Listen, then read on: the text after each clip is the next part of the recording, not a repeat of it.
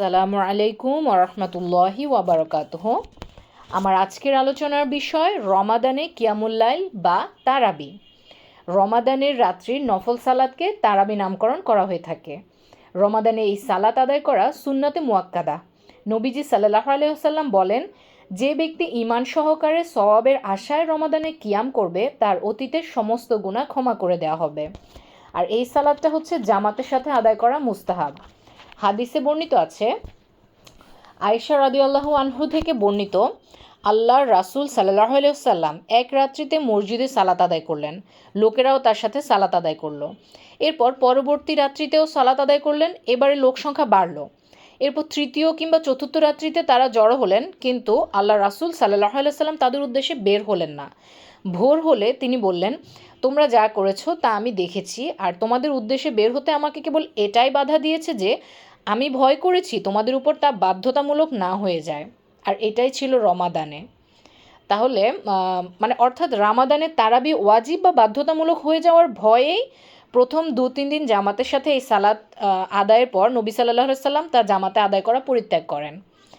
আমরা বুঝতে পেরেছি এই হাদিসটা আয়েশা রাদিয়াল্লাহু আনহু থেকে বর্ণিত এই হাদিসটাতে উনি বললেন যে আল্লাহ রাসূল সাল্লাল্লাহু আলাইহি সাল্লাম পরপর 1, 2 বা 3 রাত্রি জামাতে সালাত আদায় করলো, এই যে তারাবি সালাত বা রমাদানের যে কিয়ামুল লাইল এটা আদায় করলো। এরপর উনি কী করলো, পরবর্তী রাতে উনি বের হলেন না, জমাতে সালাত আদায় করলেন না। কেন করলেন না? উনি তখন লোকদের উদ্দেশ্যে বলল যে একমাত্র আমি এই ভয়ে বের হইনি যে তোমরা না এটাকে আবার বাধ্যতামূলক করে ফেলো, হ্যাঁ, বা ওয়াজিব বা বাধ্যতামূলক যেন না ভেবে ফেলো এই রমাদানের সালাদটা, এই জন্যই উনি আর বের হননি। তার মানে আমাদেরকে এটা বুঝতে হবে, রমাদানের তারাবি ওয়াজিব বা বাধ্যতামূলক নয়। নবীজি সাল্লাল্লাহু আলাইহি সাল্লাম এটাকে বাধ্যতামূলক করেননি, এবং এটা যেন বাধ্যতামূলক না হয়ে যায় সেই ভয়েই কিন্তু উনি পরবর্তী রাতে আর জামাতে সালাত আদায় করার জন্য বের হননি। ঠিক আছে, তাহলে নবীজি সাল্লাল্লাহু আলাইহি সাল্লামের ওফাতের পর এই ভয় না থাকায় তারাবি জামাতে আদায় করা মুস্তাহাব হিসেবে গণ্য হয়েছে। আর যেহেতু নবী সাল্লাল্লাহু আলাইহি সাল্লামের সাহাবীদেরকে নিয়ে তিনি তার জামাতের সাথে আদায় করেছেন। আচ্ছা, এছাড়া আরেকটা হাদিসে বর্ণিত আছে, আবু যর রাদিয়াল্লাহু আনহু থেকে বর্ণিত, তিনি বলেন যে আল্লাহর রাসূল সাল্লাল্লাহু আলাইহি সাল্লাম বলেন যে ইমামের সাথে তিনি শেষ করা পর্যন্ত দণ্ডায়মান থাকলো, যে ব্যক্তি ইমামের সাথে সলাৎ শেষ করা পর্যন্ত দণ্ডায়মান থাকলো তার জন্য গোটা রাত্রির কিয়াম লিখিত হবে। আলহামদুলিল্লাহ। আরও বর্ণিত আছে, আব্দুর রহমান বিন আবদ আল কারি বর্ণিত যে তিনি বলেন, উমার ইবনুল খাত্তাব রাদিয়াল্লাহু আনহু এর সাথে রমাদানে এক রাত্রিতে মসজিদের দিকে রওনা হলাম। লোকেরা খণ্ড খণ্ড সমষ্টিতে বিভক্ত ছিল। এক ব্যক্তি একাকী সালাত আদায় করছে, এক ব্যক্তির সলাতের সাথে একদল লোক সালাত আদায় করছে। উমর রাদিয়াল্লাহু আনহু বললেন, আমার মনে হয় ওদেরকে একজন কারীর অধীনে একত্রিত করে দিলে অধিকতর উত্তম হয়। তারপর তিনি মনস্থির করলেন এবং তাদেরকে উবাই বিন কাব রাদিয়াল্লাহু আনহু এর অধীনে একত্র করে দিলেন। আচ্ছা, এরপর আসি তারাবির সালাতের রাকাত সংখ্যা কত। প্রথমত, তারাবির সালাতে এমন কোনো রাকাত সংখ্যা নির্ধারিত নেই যা অতিক্রম করা যাবে না। এর সপক্ষে দলিল হলো আল্লাহর রাসূলের বক্তব্য। আল্লাহ রাসূল সাল্লাল্লাহু আলাইহি সাল্লাম বলেন, রাত্রির সালাত 2 করে, আর যখন তোমাদের কেউ ফজর হয়ে যাওয়ার আশঙ্কা করে সে 1 রাকাত পড়ে নেবে, যা ইতিপূর্বে আদায়কৃত সালাতকে বিজোড় করে দিবে। এই হাদিসটি প্রমাণ করে যে রাত্রি সালাত 2 রাকাত করে পড়তে হবে এবং এর কোনো সীমা নেই। যদি এর কোনো অলঙ্ঘনীয় সীমা আসলে থাকতো তবে অবশ্যই এই হাদিসে নবী সাল্লাল্লাহু আলাইহি সাল্লাম তা বলে দিতেন। তবে রাত্রি সালাতের সর্বোত্তম পন্থা যদি জানতে চাওয়া হয় তবে সেই ক্ষেত্রে জবাব হলো এই যে বিতরসহ 11 বা 13 রাকাত আদায় করা সর্বোত্তম। কেননা এটাই ছিল রমাদানে এবং অন্য সময় নবী সাল্লাল্লাহু আলাইহি ওয়াসাল্লামের আমল, তিনি এর বেশি করতেন না। আবু সালামা ইবনে আব্দুর রহমান আয়েশা রাদিয়াল্লাহু আনহাকে এই সম্পর্কে প্রশ্ন করলে আয়েশা রাদিয়াল্লাহু আনহা বললেন, আল্লাহর রাসূল সাল্লাল্লাহু আলাইহি সাল্লাম রামাদানে কিংবা এছাড়া অন্য সময়ে 11 রাকাতের অধিক করতেন না। 4 রাকাত পড়তেন, এর দৈর্ঘ্য ও সৌন্দর্য সম্পর্কে জিজ্ঞেস করো না। এরপর আরও 4 রাকাত পড়তেন, এর দৈর্ঘ্য ও সৌন্দর্য সম্পর্কেও জিজ্ঞেস করো না। এরপর 3 রাকাত পড়তেন।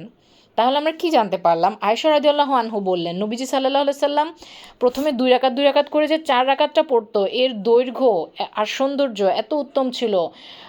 দৈর্ঘ্য মানে কি, আমরা সলাতে সূরা, উনি তো বড় বড় সূরা দিয়ে পড়তো, তা আমরা বড় সূরা পারি না, আমরা ছোট সূরা, আমরা সূরা ইখলাস যারা পারে, সূরা ইখলাসকে আপনি 10 বার 20 বার পড়েন, যারা অন্য আরও সূরা পারে অনেকগুলো সূরা পড়তে থাকেন, মানে সূরা এত বেশি পড়েন যে আপনার সালাতটা যেন দীর্ঘ হয়, রুকু এবং সিজদা এত সময় ধরে করেন, তাহলে আপনার 2 রাকাত সালাতকে আপনি অনেক বেশি সময় ধরে পড়েন, আধা ঘন্টা, 30 40 50 মিনিট, আপনি যতক্ষণ লম্বা করতে পারেন, এবং সৌন্দর্য কি সলাতের সৌন্দর্য কি, আপনি ধীরে মনোযোগ সহকারে একাগ্রতার সাথে আল্লাহর প্রতি ভালোবাসা অটুট রেখে মনোযোগ অন্যদিকে না দিয়ে সালাদটা পড়েন, তাহলে এভাবে আপনি 2 রাকাত করে পড়তে থাকেন।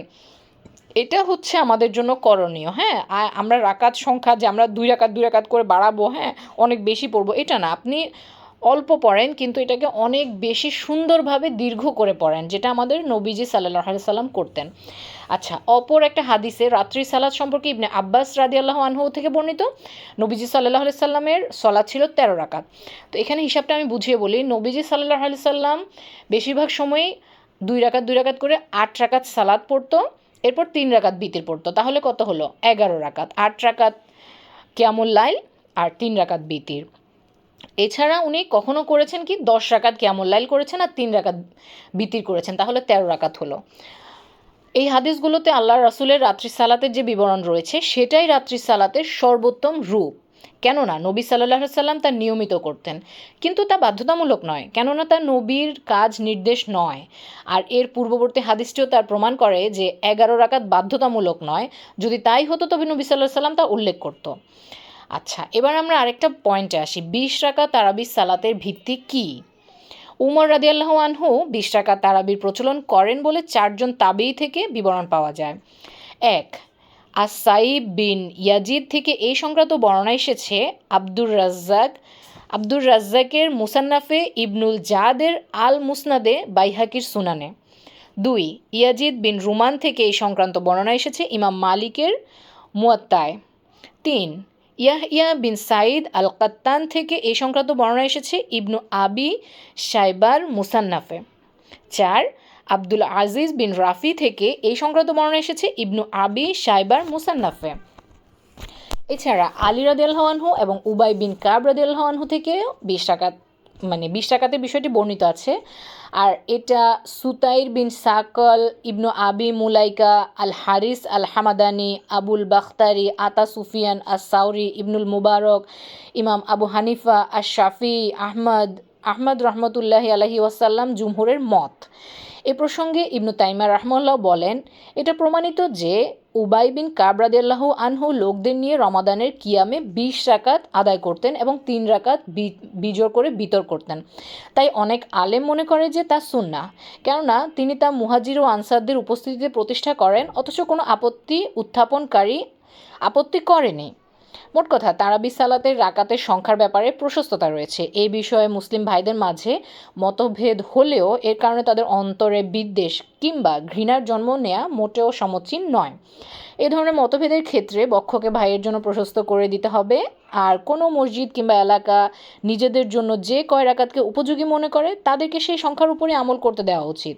আর আমাদের করণীয় হচ্ছে যেটা আমাদের নবীজি সাল্লাল্লাহু আলাইহি সাল্লাম করেছেন, যে সেটাই হচ্ছে কিন্তু রাত্রির সলাত বা কিয়ামুল লাইল বা তারাবির সর্বোত্তম রূপ আমাদের জন্য, যেটা নবীজি করেছে 11 রাকাত। হ্যাঁ, 8 রাকাত উনি 2 রাকাত করে 8 রাকাত পড়তেন, এরপর উনি 3 রাকাত বিতর পড়তেন, অথবা 2 রাকাত করে 10 রাকাত পড়তেন, 3 রাকাত বিতর করতেন, 13 রাকাত করতেন। এটা আমাদের জন্য মানে উত্তম, যে নবীজির সুন্নাহ ফলো করব। হ্যাঁ, এরপর নবীজির ওফাতের পরে উমর রাদিয়াল্লাহু আনহু 20 রাকাতে প্রচলন করেছে, কিন্তু তখন কোনো তাবিইনরা এটার মানে করেনি আর কি, আপত্তি করেনি, এই জন্য 20 রাকাতটা দীর্ঘ সময় ধরে চলছে। কিন্তু তারাবির রাকাত সংখ্যা কোনো নির্দিষ্ট নয়। হ্যাঁ, 20 রাকাতই পড়তে হবে, 11 রাকাতই পড়তে হবে, এটার কোনো নির্ধারিত নাই। তাহলে নবীজি আমাদেরকে এটা বলে যেত যে আমি 11 রাকাত পড়ছি, তোমরাও পড়ো, বা উনি তারাবি সালাত কিন্তু প্রতিদিন তাহলে জমাতে আদায় করতেন উনি, ওটা মানে তারাবি সালাতটা আমাদের উপর যেন আবার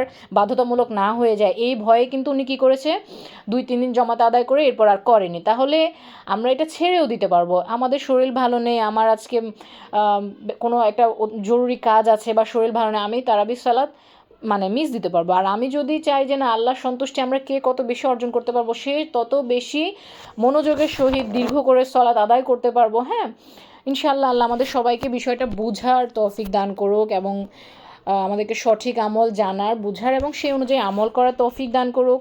আল্লাহ আমাদের আমলগুলোকে, আমাদের সৎকর্মগুলোকে আমাদের জান্নাতে যাওয়ার উসিলা বানিয়ে দিক।